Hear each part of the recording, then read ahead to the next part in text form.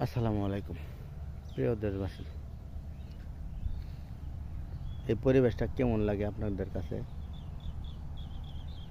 একটু দয়া করে কমেন্টে জানিয়ে দেবেন। কলার বাগানের মধ্যে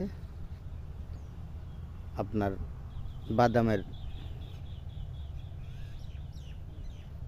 ক্ষেত এবং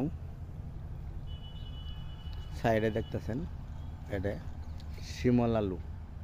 কেউ বুঝবেন কেউ বুঝবেন না, তো যাই হোক দৃশ্যটা এবং পরিবেশটা যদি ভালো লাগে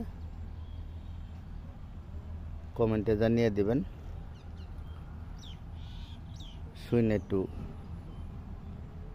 খুশি হব এবং আনন্দ উল্লাস পাবো সবার মাঝে। ইনশাল্লাহ যদি ভালো লাগে ছড়িয়ে দেবেন এবং পাঠিয়ে দেবেন।